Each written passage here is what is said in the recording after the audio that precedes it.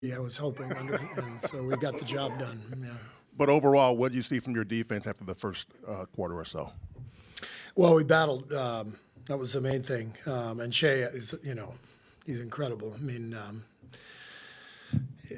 everyone knows that, and he's impossible to guard. So he did his thing, but I thought the second half we were much more disciplined.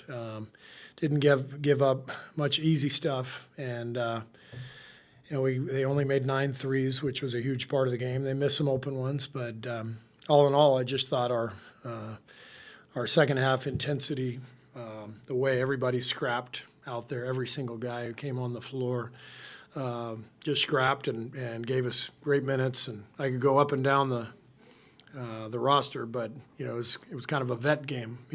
Loon, Gary, Kyle, Wiggs, all these guys just came through. Dennis was amazing, second half, especially defensively, and so our guys came up big against best team in the league. So it's a great win. How much did you need this? Did this group need this type of win?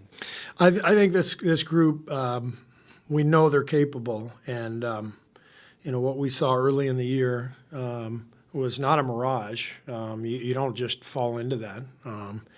But we, watching the tape of the OKC game that we played on the road early in the season when we were rolling, you could just see a bounce in our step. There was a look in our eye, and I didn't see that tonight early in the game. We've struggled to play with that bounce and that confidence here the last month or so.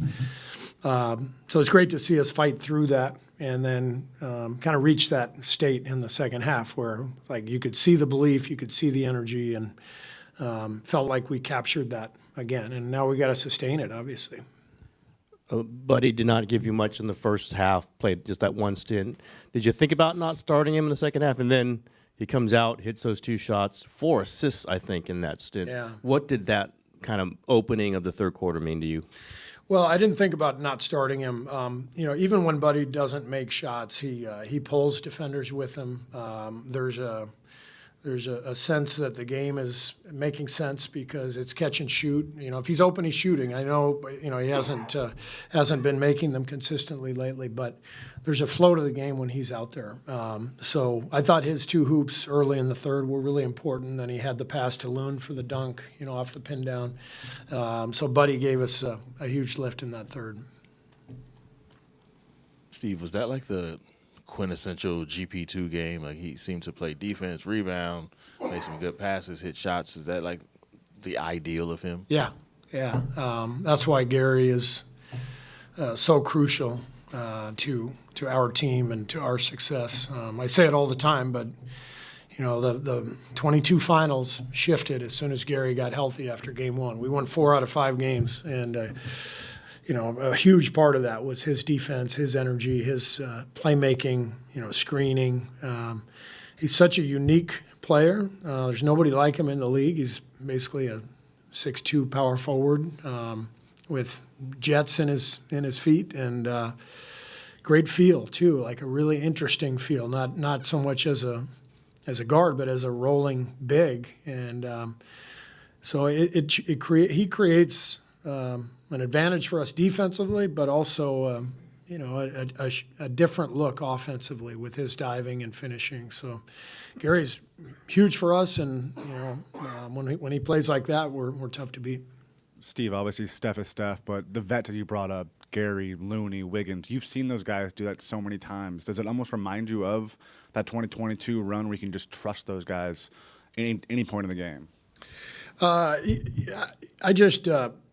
These guys have been here a long time, so I trust them.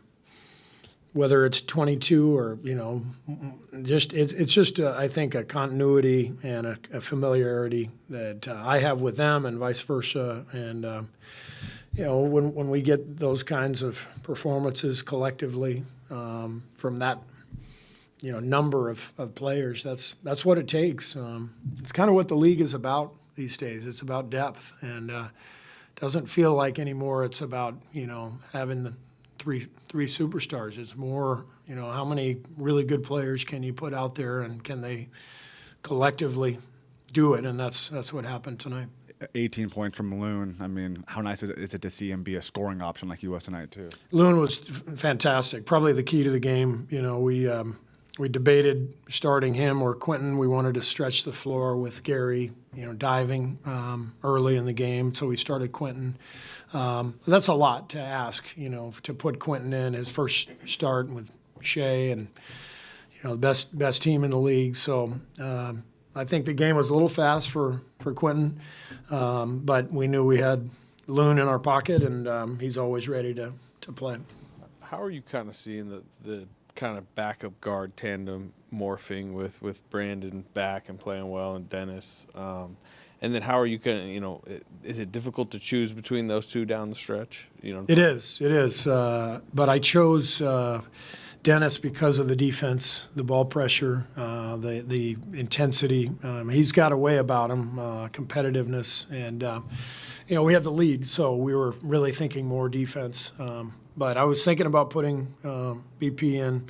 I love those guys together. You know, it's really nice to bring them off the bench together because they can both handle the ball and they feed well off of each other. Guilherme Giovannoni from ESPN Brazil. You guys gave 30 assists in 40 made a basket. It was the part of the plan of the game, this extra pass to break this tough defense of OKC?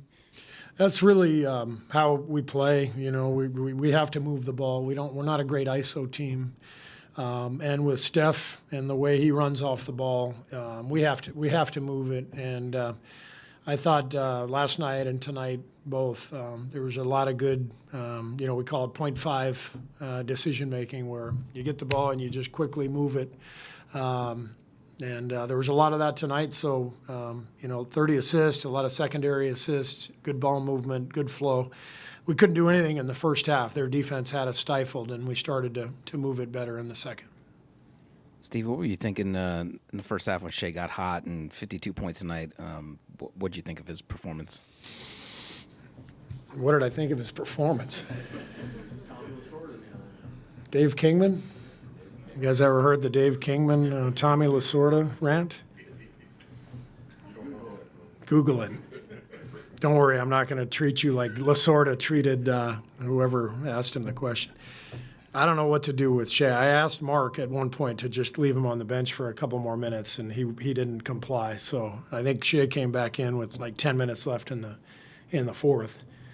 And I looked down to Mark. I said, "Can't give him 2 more minutes? That would be really helpful for us." And he just laughed. But, it's pick your poison with him, you know. And the good thing for us down the stretch is we had the lead, so we didn't mind giving up the twos. But we just didn't want to blitz or send a double team at him and risk giving up open threes. But easier to do that when you have the lead, and that's what that third quarter allowed us to, you know, get back in the game, and we didn't have to start scrambling on Shea.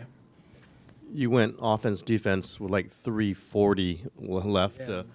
Is about earliest you've gone offense, put a full defensive lineup out there, and I guess is that a sign of how important? Were you coaching this almost like a playoff game? Well, we had a timeout to burn, and so Seth Cooper, one of our assistants, he came to me in the timeout. He goes, "Hey, this is a perfect opportunity to just go all defense, and then, you know, if we get a stop, we just take the timeout. We're gonna lose the timeout under 3 minutes anyway." So it was really more strategic, just because we had the timeout in our pocket. Just see if we can get a stop, use the timeout, get our offensive guys back in. Can't always do that, obviously, if you don't have that timeout. But in that case, you know, Seth was all over it and reminded me, and that was a good call.